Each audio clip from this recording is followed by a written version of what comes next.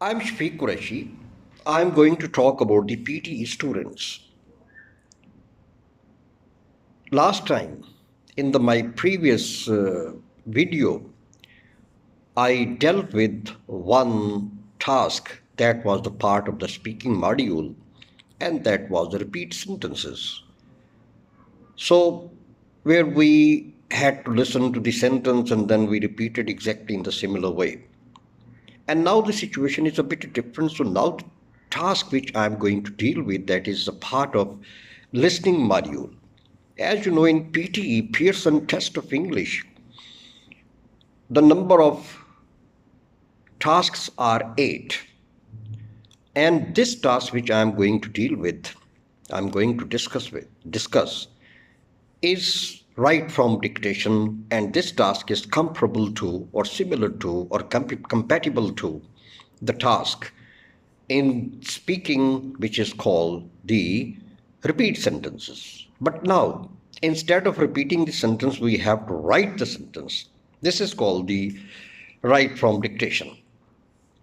Exactly in the same way, you have to listen to a sentence, and the sentence might comprise different number of words ranging from 8 to 13, 14, 15. And most of the time, the length of the sentence or the number of words which are in the sentence are about 8, 9, 10 words, but could be lesser than that and could be more than that.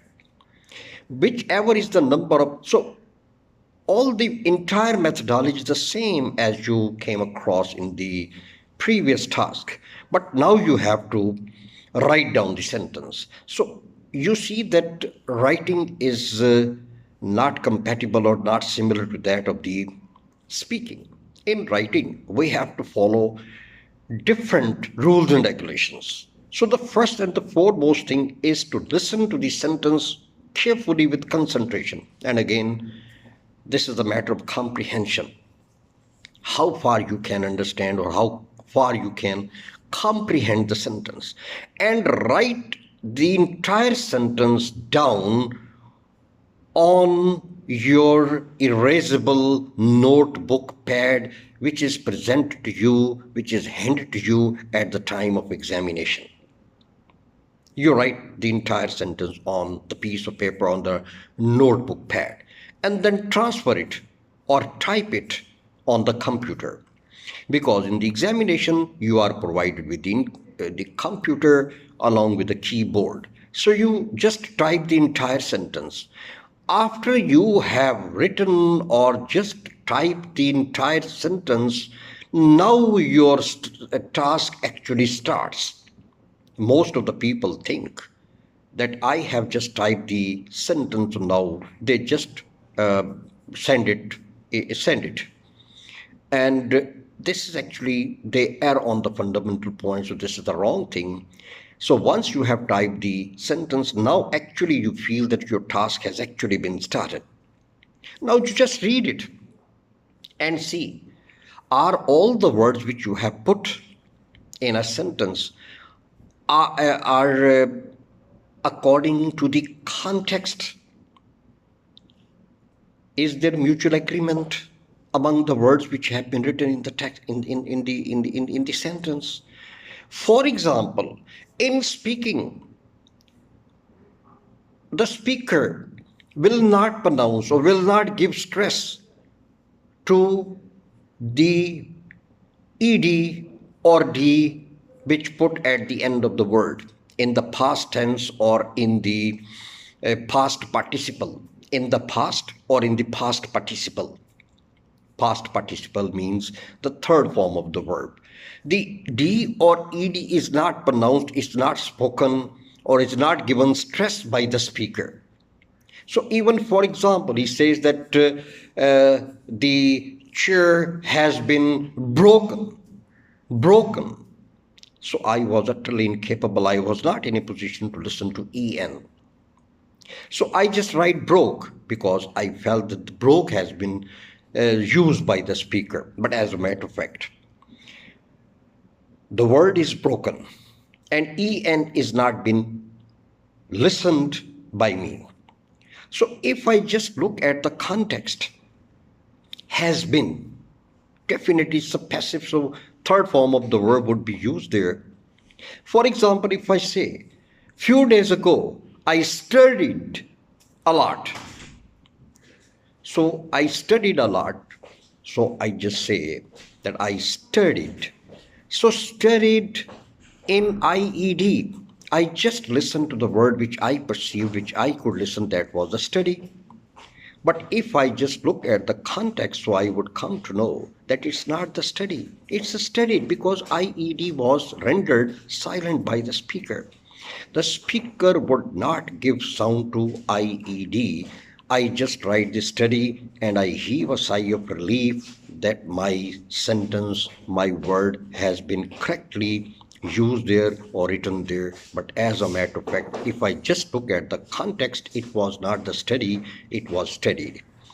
So if I just look at the context, so I'll put IED instead of Y. I remove Y, I put IED.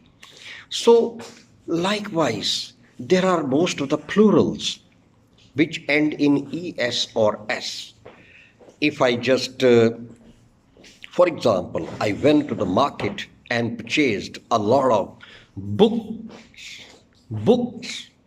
So I used S has been used at the end of the singular noun, but it was not being listened by me. It's not, I couldn't feel that S has been used at the end of the singular noun, so I just use book. And I am thoroughly satisfied that I have used the correct word. But S has not been properly spoken by the speaker. That was not proper, given the proper sound. So from the context, I would understand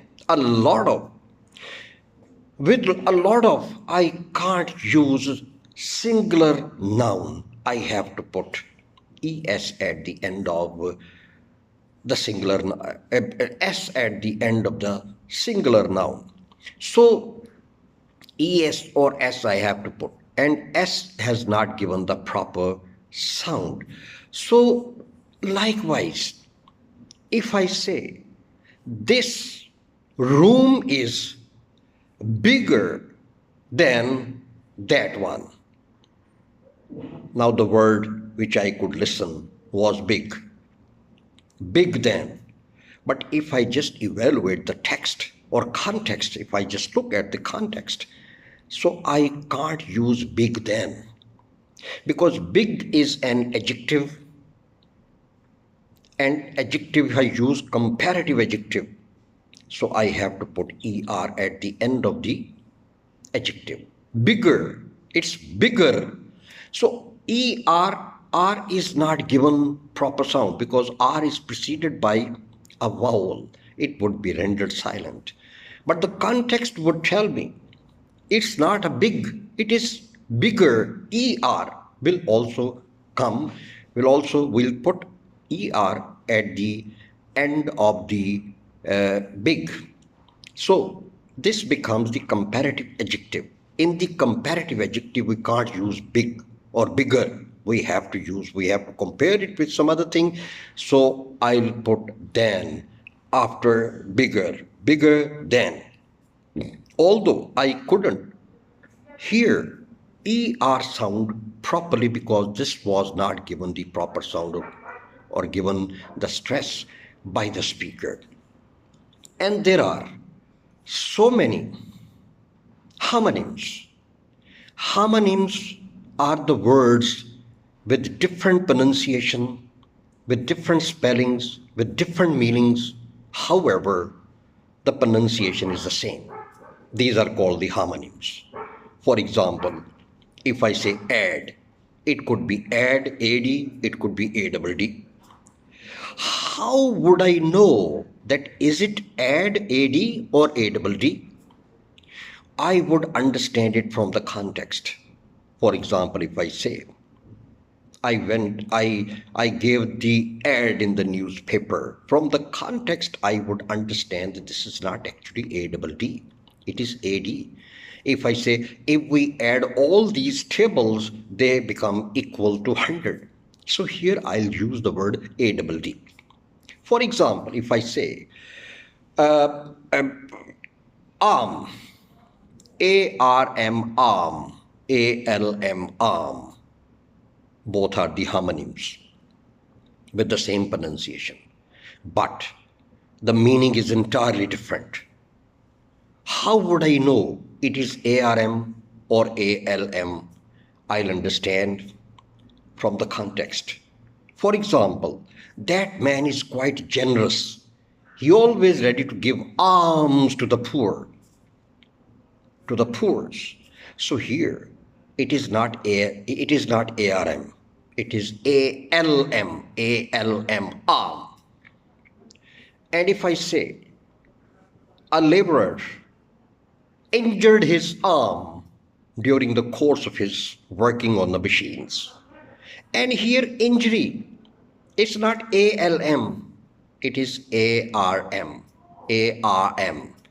Even R is pronounced as R, not R.